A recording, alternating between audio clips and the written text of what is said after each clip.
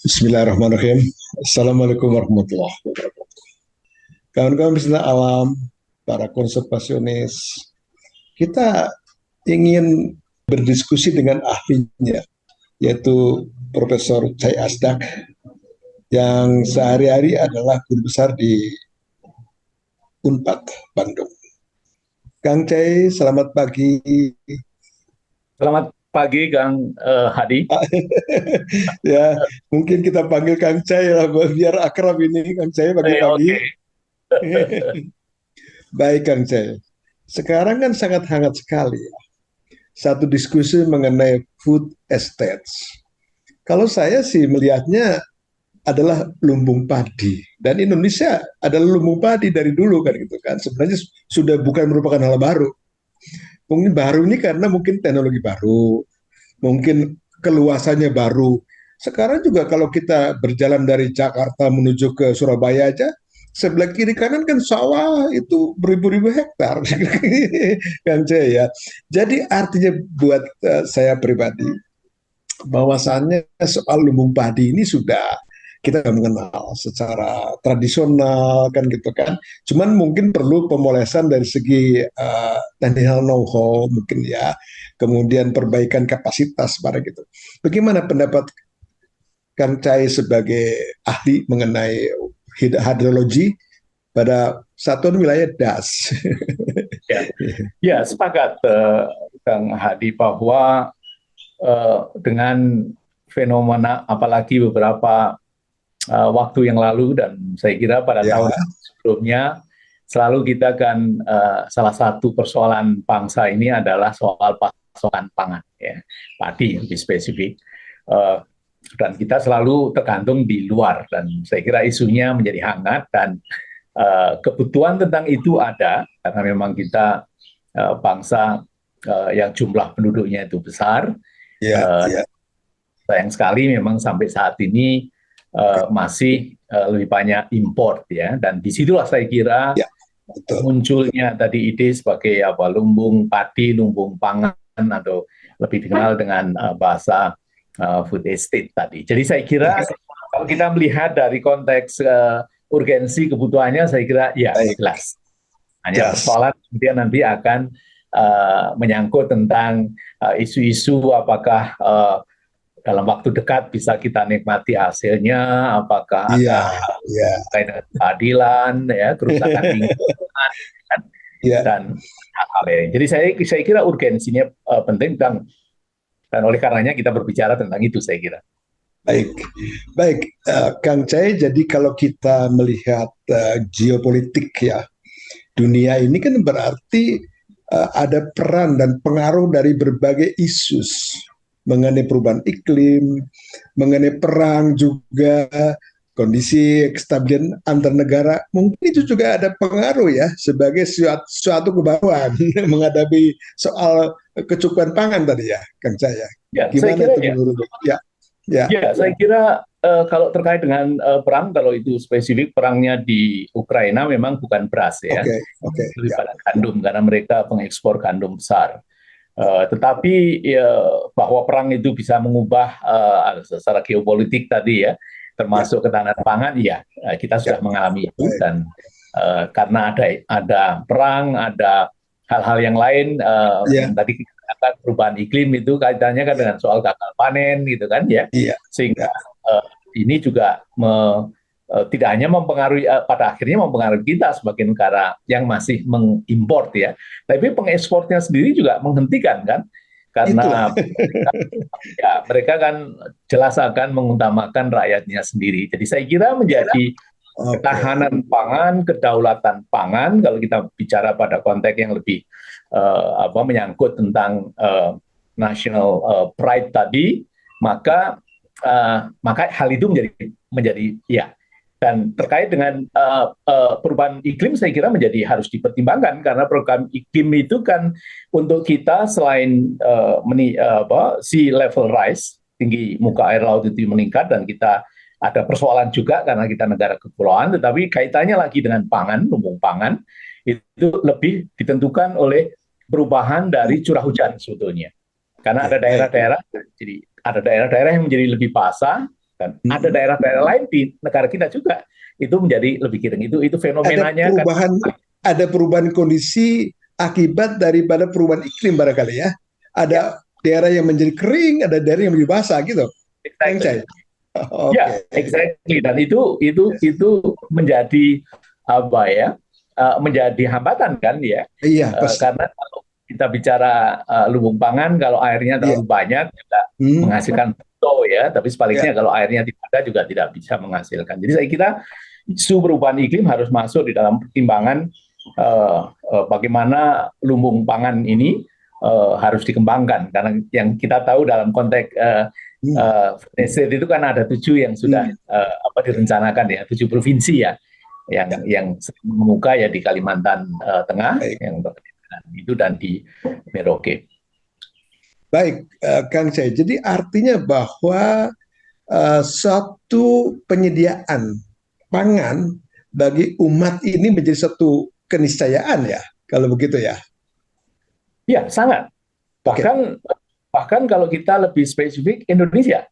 Kita punya 270 lebih juta penduduk kan ya, saya kira dan tentu tidak hanya mereka bisa makan seperti yang kita lakukan, tetapi yang lebih strategis lagi bagi negara kan kita harus suatu saat harus menghentikan itu import itu. Kita kalau bisa ya. Iya, betul sekali. Betul saya kira itu kemudian menjadi penting. Jadi bangsa ini menjadi kuat tentang kondisi pangan. Ada ketahanan, ada food security kira-kira gitu ya, Kang Jaya. Baik, jadi akhirnya sebenarnya kan situasi yang berkaitan dengan pangan adalah menyangkut situasi lokal. Jadi apapun namanya, lumbung padi atau food estates itu harus dikembangkan sesuai dengan lokal kondisi ya, Kang Jaya. Gimana itu pandangannya?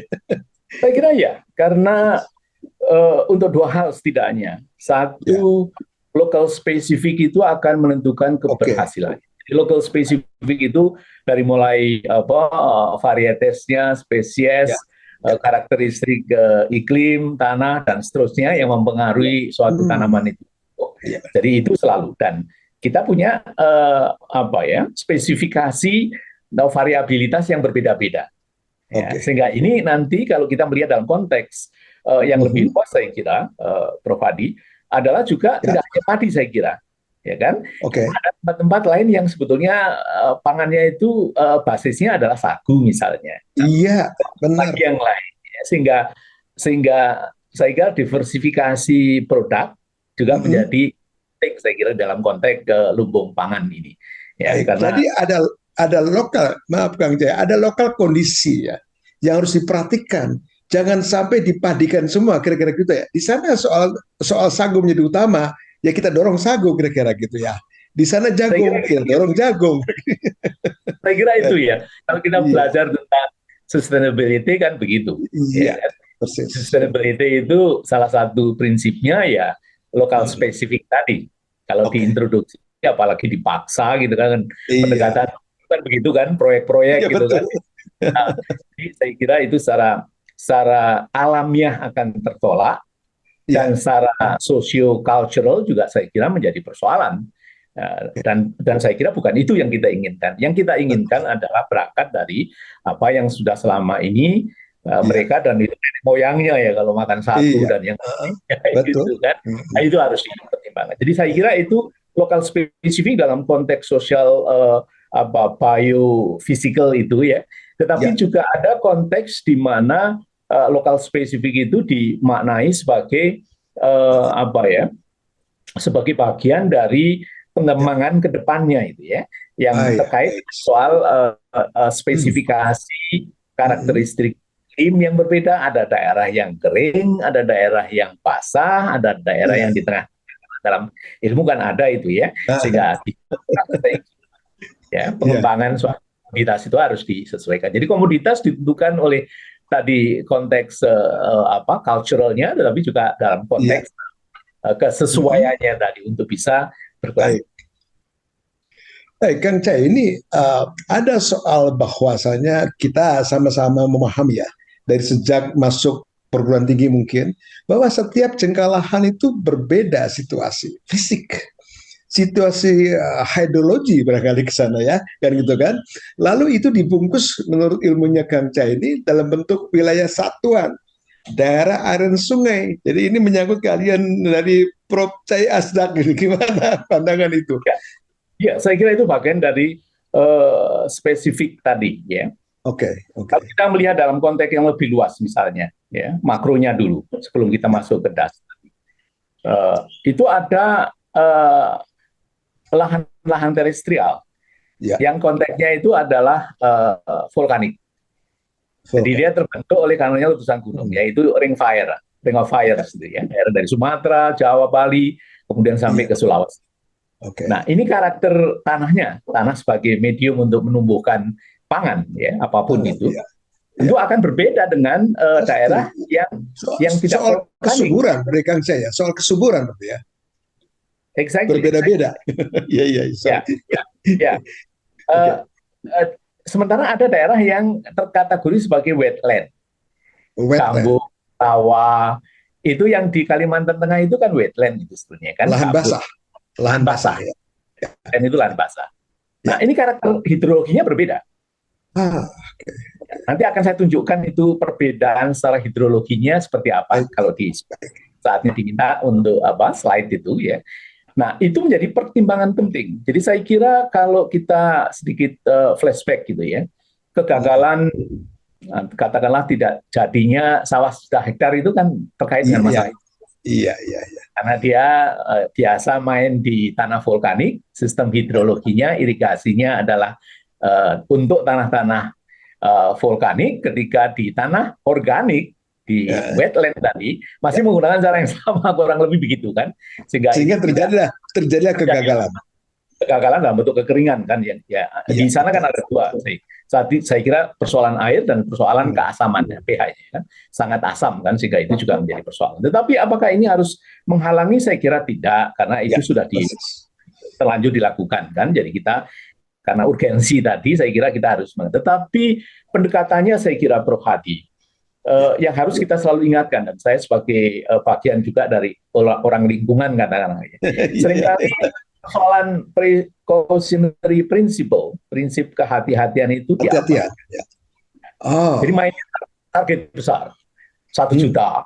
Ya. ya, Padahal kan harusnya trial and kecil-kecil. error. Kalau kita Ya, orang-orang akademik kan selalu begitu kan. selalu Kita mulai gitu. dengan trial and error. Setelah itu kita tahu persis, kita pahami. Apalagi tadi kan berubah dari bergeser dari Ya. sistem apa vulkanik menjadi sistem organik tadi ya, lahannya Hmm. itu. Nah, ini yang Hmm. seringkali dilakukan. Dan saya kira yang ketidakberhasilan atau belum berhasilnya untuk konteks lanjutan dari sawah 1 juta hektar di Kalimantan Tengah. Tengah, ya, itu juga saya kira itu yang Hmm. kemudian menjadi isu kan, ya, jadi menjadi lucu-lucuan, padahal ini adalah suatu yang strategis. Jadi saya kira banyak pengalaman yang kita harus belajar, ya, dan Ya, salah satunya adalah persis. mempertahankan prinsip kehati-hatian tadi dalam konteks pengembangan. Kang C menggarisbawahi prinsip kehati-hatian, sehingga tadi mengkuat mengenai bagaimana peran try and error tadi, lalu mengarah kepada ya kita pakai denklot dulu lah mestinya kan gitu kan. Kita ada denklot, jangan langsung besar. Saya kira itu suatu arah yang bagus itu. Gimana tuh alasan itu dikembangkan Kang Jai? Ya, saya kira alasan pertama ya secara keilmuan kan begitu ya, karena ini Ya, kita ya, berada dengan suatu sistem, apalagi itu sistem baru gitu kan, ya. sistem alam yang baru, maka kita prinsipnya diingatkan ini oleh Iya. ODA yang lama itu ya, uh, go for cautionary principle, prinsip Ya, kehati-hatian. kehati-hatian.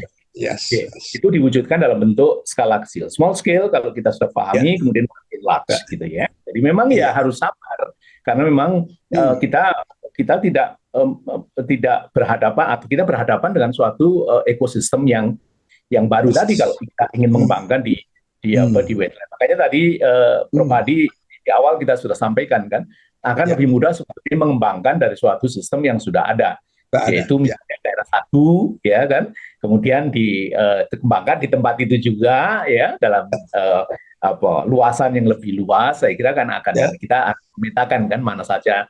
Nah, kita biasanya Hmm. kan tidak Hmm. melakukan itu. Ya, itu yang menjadi bagian dari persoalan yang kita hadapi sampai saat ini. Baik. Bagaimana menaruh suatu aktivitas mengenai lumbung padi atau kegiatan kita mengembangkan food estate tadi dalam satuan yang Kang Cai selalu mengumandangkan mengenai sistem daerah dan sungai. Ya, ya. Jadi apakah saya bisa tunjukkan slide 3 slide saja, saya kira secara Boleh, singkat. boleh. Ya, Boleh ya, baik, saya share silakan. screen ya, supaya pemirsa bisa mendapatkan gambaran yang lebih. Penjelasan. Ya, Ya. Jadi Prof. Hadi, yang kita lihat di sini itu saya mulai ada 3 slide saja, tidak banyak. ya, Saya baik. ingin mengingatkan kepada para pemirsa kita bahwa secara hidrologi ya, hydrological flows itu dipengaruhi oleh 2 kelompok faktor besar. Yang Ya. pertama adalah landscape, ya, karena Landscape. landscape itu yang ada di tanah di atas itu. Landscape Bentang itu akan alam ya. Bentang alam ya. Bentang alam, Ya, betul, oke. betul. Ya. Landscape itu adalah bentang alam. Nah, bentang alam itu akan menentukan, karena bentang alam macam-macam. Ada yang berupa pohon, ada yang berupa Ya. tanaman pertanian, rumput, dan dia mempunyai karakteristik tentu yang berbeda ya, baik dari bentuk formologi daunannya, batang, dan akarnya, termasuk kalau konteksnya air, maka akar menjadi penting. Akar itu bisa dalam, bisa tidak. Kalau tidak, ya pengaruhnya kecil kalau dibandingkan dengan dalam. Pohon punya akar yang lebih dalam dibanding pertanian. Jadi saya kira itu menentukan. Faktor yang kedua adalah geological factors. Ketika air hujan itu melalui proses bentang alam tadi direspon, kemudian masuk, maka yang menentukan sudah lagi bukan pohon. Apalagi kalau sudah di luar jangkauan akar. Yang akan menentukan adalah konteks unsur-unsur geologi, strukturnya, faktor-faktor geologi. Ya, oke. Faktor-faktor geologi. Nah, saya kira ini yang tadi kita bicara antara pulau yang ada dalam gugusan Ring of Fire, ya, Sumatera, Jawa, kemudian Sulawesi, dengan tempat seperti Kalimantan dan sebagian di Papua, karena Papua juga bagian yang dikembangkan itu masuk dalam kategori lahan basah tadi. Nah, disitulah kita berbicara tentang faktor geological tadi. Satu adalah dari vulkanik, tanah yang terbangun dari suatu letusan gunung api, sementara yang lainnya adalah tanah yang terbangun dari tumpukan tanaman-tanaman basah tadi, ya, gambut, kemudian mangrove, dan seterusnya. Ya. Dan itu yang akan menghasilkan suatu kondisi, kalau kita melihat tadi pertanyaannya ke alam das, ini ada gambaran, ini saya kira kita ambilkan teman-teman, membandingkan antara sistem hidrologi yang ada di sistem daerah aliran sungai yang ada di tanah vulkanik, itu yang kalau dari sisi saya ada di sebelah kiri saya kira, ya, dan di sebelah kanan itu adalah yang sistem wetland tadi. Dan yang membedakan adalah kalau di dalam tadi kita tunjukkan di geological factors tadi, kalau dalam tanah vulkanik itu dia terdiri dari lempengan-lempengan. Jadi ketika air hujan itu masuk ke dalam tanah, maka dia akan dialirkan tergantung dari lempengan itu menuju kemana. Perilaku air tanahnya, groundwater behavior-nya itu. Tetapi pada konteks wetland yang di sebelah kanan, ya, itu tidak berlaku. Karena biasanya dia tidak punya tadi karakter lempengan-lempengan batuan tanah yang seperti ada di sistem vulkanik. Yang ada adalah akar-akar saja. Sehingga ketika dia digali, maka langsung akan masuk semuanya ke situ. Dan itu yang menggambarkan kenapa kemudian terjadi kekeringan di tempat di sekitar dari galian-galian itu. Yang kemudian dihandle salah satunya dengan membuat skat-skat, ya, supaya airnya itu kembali lagi. Jadi ini yang harus difahami sebetulnya ketika kita bicara mengembangkan pertanian dalam lebih spesifik dalam konteks hidrologi tadi. Nah, batas dalam ini hanya sebetulnya batas topographic divide-nya saja, ya, yang membatasi konteks ketika hujan jatuh di suatu bentang alam dari landscape tadi. Kalau itu konteks tanahnya adalah vulkanik, maka dia jelas dia akan masuk karena dia undulating, kemudian masuk ke tempat atau yang sebelahnya masuk ke das yang lainnya gitu, ya. Tetapi di tanah wetland itu tidak berlaku. Nah, yang berlaku apa? Yang berlaku adalah kubah gambut. Oke, ya. Hmm, Sehingga dia itu akan ditentukan oleh kubah, walaupun sudah diatur dalam peraturan perundangan, ya, kalau lahan basah itu kubah gambutnya lebih dari 3 meter, maka dia harus menjadi daerah konservasi, tidak boleh dilakukan persis. Ya, pembukaan. kegiatan yang terbuka dan seterusnya. Makanya modelnya seperti yang kita lihat ini. Ada Oke, daerah konservasi, ada ya, daerah yang adaptif yang bisa dilakukan setelah terbatas, dan ya. ada yang betul-betul bisa dilakukan. Nah, mestinya Mhm. mereka itu melakukan pada development zone itu. Ya, Development zone, ya, ya. ya. Ini yang Zona tidak yang tidak zona yang dikembangkan ya Kang Jaya. Kang ya, Jaya. zona Ya, dikembangkan di wetland, di sistem well, wetland. yes. Ya. Jadi saya kira kalau tidak nanti akan terjadi ya seperti yang terjadi di daerah Kalimantan Tengah itu tadi, Tengah, ya. kemudian menjadi kering. Oke. Ya. Jadi saya kira nah, ini kan theoretical ya, Hmm. sesuatu yang dibangun dari suatu hasil riset yang kemudian mengarahkan kita seperti itu. Nah, saya khawatirnya Ya, karena pendekatannya adalah bukan pendekatan trial and error dengan ya, prinsip kehati-hatian, tetapi adalah ya. target 1 juta hektar, Langsung apalagi besar, yang blok langsung besar. besar. Ya, Maka yang ini menjadi terlewatkan, saya yakin. Karena oke. dia biasanya kan menghantam saja, karena untuk kepentingan efisiensi dalam pemanfaatan alat dan seterusnya, maka Ya, dia ya, tidak gerak ke sana kemari kan, ya, ya, memetakan ya. lakukan. Oke. Tapi saya menduganya, saya menduga ya, saya bisa salah. Ya. Ya, Saya ya. menduganya berdasarkan rasionalitas dia akan masuk ya sudahlah tebang semuanya. Karena Nah, ini kan di dalam tanah, Prof Hadi. Kita nggak ya. bisa melihat secara Lihat, fisik. nggak bisa lihat itu. Kita melihat secara fisik. Beda dengan Ya, yang ya, di ya. vulkanik kan. Ada Oke. ya di atas gitu. Oh ini daerah kemiringan lerengnya. Oh Ya, ya ya. mungkin harus dilakukan apa? Eh, Tidak konservasi, prinsip konservasi tanah. Ini tidak terlihat. Dan Oke. saya menduga Hmm. karena tadi dan karena didesak oleh waktu, didesak oleh Ya, target luasan, maka terjadi. Jadi saya kira itu yang bisa ini saya matikan lagi. Saya hanya ingin baik, menunjukkan saja secara dua baik, tadi. baik, Uh, Kang Cai. Baik, baik. Oke, Kang Cai, baik sekali ya. Urian tadi memperjelas kita. Artinya bahwa para ilmuwan ini ingin menyumbangkan pemikiran kan gitu kan kepada pemerintah itu yang tujuannya bagus, tetapi bagaimana untuk mengurangi dampak yang negatif terhadap lingkungan sehingga kita harus mengumandangkan konsep kehati-hatian kira-kira gitu Kang Jai. ya, saya kira seharusnya itu sudah ada di dalam aturan kita. So, aturan kan sudah Oke, membentengi kan. oke, Harus dilakukan AMDAL, analisis mengenai dampak lingkungan. Nah, prinsip ya, kehati-hatian itu munculnya dan termasuk tadi hal-hal ekosistem yang spesifik yang harus difahami dan dari situ kemudian pengembangan itu bisa dilakukan, itu mestinya ada di dalam sistem analisis mengenai dampak lingkungan, ya kan? iya, Karena bicara tentang dampak kan, nah, kalau ya, kamu melakukan di sini ya kering ini semuanya. iya, Harusnya di sini ya, itu kan harus muncul di analisis mengenai dampak lingkungan. Nah, saya tidak terlibat, saya tidak pernah mereview apakah itu ya, cukup baik, dilakukan di sini. Jadi baik, artinya Prof Hadi ya, bahwa walaupun regulasinya itu sudah mengharuskan wajib, ya, ya ya. dia harus mandatori harus dilakukan, tetapi seringkali tidak dilakukan sesuai dengan kaidah-kaidah keilmuan misalnya dan seterusnya. Karena ada desakan mempercepat program itu, sehingga kadang-kadang nggak tahu dilalaikan atau sengaja kan gitu kan. Sengaja Itulah. Jadi ya, tampaknya, Prof. Hadi, tampaknya ini tidak single faktor ya yang menyebabkan betul. tidak dan banyak faktor. Tadi kita Hmm, sudah singgung beberapa sebetulnya, karena termasuk oke. bahkan terakhir ini ada soal regulasinya itu sendiri. Ya. Kang Cai, ini artinya bahwa kita kan berprinsip tidak tidak menyetop pembangunan. Pembangunan jalan terus seiring sejalan dengan kondisi lingkungan. Yang kita kenal sejak dulu namanya pembangunan berwawasan lingkungan. Maka ada studi AMDAL dan sebagainya. Tadi dipesan oleh Kang Cai bahwasanya kita mesti dong melakukan basis mengenai ilmiah dan itu menjadi bahan yang penting bagi pengembangan ke depan.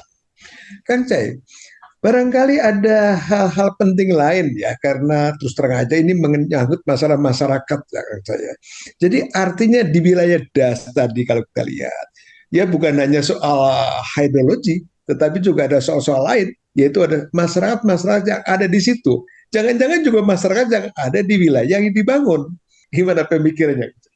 Ya, saya kira di dalam AMDAL itu kan juga sebetulnya sudah tertampung semuanya ya. Ada masalah aspek biofisik, hidrologi Ya, termasuk di dalamnya, ada iya, masalah sosial, iya, ekonomi, budaya dan seterusnya. Jadi oke. lengkap dari Hmm, sisi regulasinya sebetulnya. Nah, oke.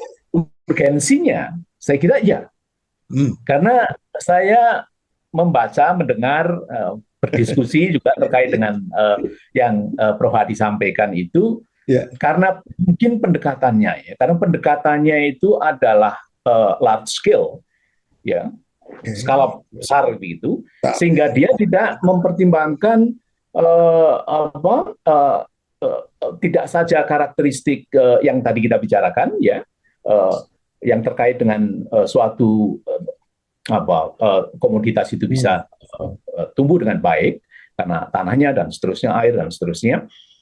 Tetapi masalah sosial setempat, warga lokal. hmm. Ini Lokal, seringkali menjadi, lokal community ya. ini kalau kita bicara Kalimantan, Hmm, Papua, itu ya, kan lokal community-nya juga ada masyarakat ada. persis. Nah, seringkali mereka terlewatkan karena macro scale, sehingga Hmm, kemudian apa kegiatan-kegiatan yang mengikutinya itu juga dalam bentuk grand scale tadi, oke. makro, Hmm, sehingga dia terlewat. hmm, Tapi Prof. Hadi menyampaikan sesuatu yang sangat penting. Mereka ya, tidak boleh dilihat.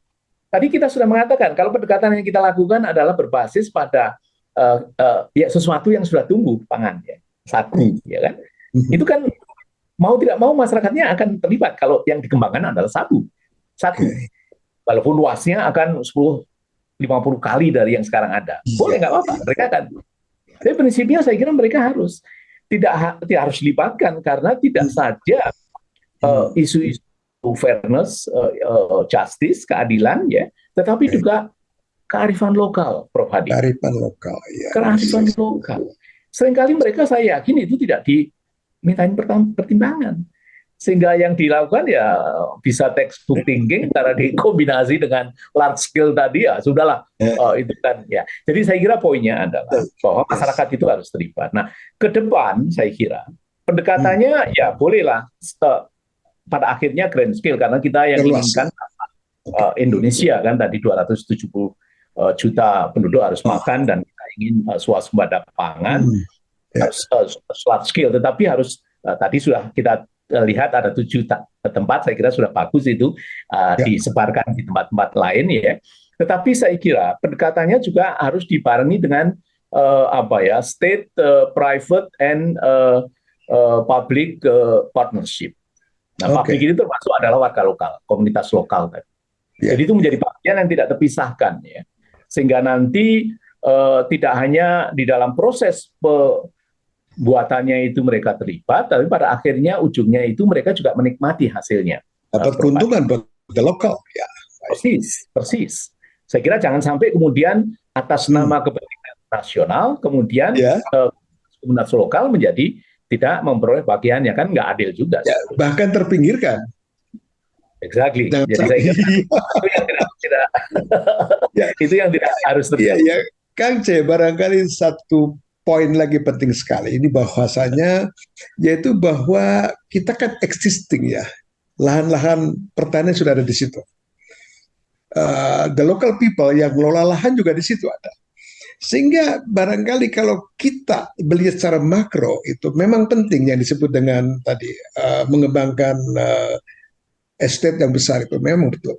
Tetapi bagaimana kalau di perhitungan tadi the local activities agriculture misalnya, lalu kita perkuat itu mereka itu SDM-nya, teknologinya, skill-nya, maksud saya juga permodalan. Di samping ada pertontonan yang besar gitu. Menjadi satu kesatuan dalam satu das. Aduh, luar biasa itu kalau ada seperti itu ya. Gimana pandangan terakhir di Kang Ya, saya saya ya? kira powerful, Pak. Dan itu yang harus dilakukan. Oke. Sehingga kita dapat dua-duanya. Satu, kepentingan nasional dapat, ya, Oke. yang large scale-nya tadi, tetapi juga tidak memarginalkan dan meningkatkan livelihood dari masyarakat lokalnya, apakah masyarakat warga lokal ataupun kaum adat dan seterusnya. Saya kira Ini prinsipnya harus dipegang gitu ya. Nah, bahwa caranya bagaimana nanti melakukannya itu ya asal tidak melupakan dua prinsip tadi, maka saya Iya. kira mestinya akan apa ya, tidak setidaknya tidak akan menimbulkan konflik lah. Kalau kalau Iya. tidak nanti akan konflik, ya Baik. kan? Dan itu sudah banyak terjadi itu di dalam Ya, konteks perusahaan-perusahaan yang hanya bekerja dengan pemerintah saja, tidak persis. melibatkan publik tadi ataupun local community tadi. Jadi partnership ini, jadi kemitraan ini, Oke. Prof Hadi, yang saya kira penting untuk karena ini kan masalah aspek manajemen sebetulnya ya, Hmm. yang kental kaitannya dengan soal apa isu-isu sosial budaya ya. Nah, sementara yang mengerjakan ini kan orang-orang pendekatan teknokratik ya, orang-orang engineering yang saya yang mainnya ya dengan alat ini sudah ya. Nah, artinya apa? Artinya perlu dikuatkan dengan orang-orang yang terlibat di dalam proyek-proyek besar ini adalah yang memberikan pemberdayaan tadi yang Prof Hadi sampaikan, ya, penguatan tadi. Ya, Hmm. jadi tidak hanya nanti ditunggu dia akan diberi apa sekian porsinya, tidak, dia harus mulai sejak awal karena mereka punya ecological wisdom, Prof Hadi. Yes, exactly. Yeah. Kearifan tradisional, kearifan lokal itu powerful Hmm. kalau dikembangkan menjadi basis ya. Saya kok yakin kalau itu Ya. dimulainya sejak awal, maka tidak terjadi itu yang tadi kita katakan gagal-gagal itu. Iya, iya. Iya. Baik, Kang C, jadi masih berkaitan dengan yang tadi bahwa kita juga jangan lupa itu bahwa di situ ada kementerian, KL dan lembaga yang sudah berkait dengan persoalan bagaimana mendukung masyarakat sudah ada sebenarnya kan. Jadi Kementerian Lingkungan Hidup dan Kehutanan, mungkin Kementerian Pertanian, mungkin Kementerian Desa sudah mulai di sana. Tiba-tiba ada blog mengenai food estate, lalu mereka kok saya lihat kok pada diem nih, padahal mereka sudah ada cikal bakal di situ kan. Jadi ini unsur nasionalisme juga harus dipoles dengan secara terintegrasi ya Kang Bay ya, Kang Jaya. Ya, saya kira begitu, walaupun kita tahu ya, karena biasanya itu kan kehendaknya dari nomor satu ya. Oke, Walaupun tidak salah kehendaknya, karena iya itu nggak salah bagian itu dari betul. tadi kita sudah menyampaikan rasional dari urgensinya untuk swasembada pangan tadi ya. Saya kira kita tidak Oke, tidak tidak akan menolak itu.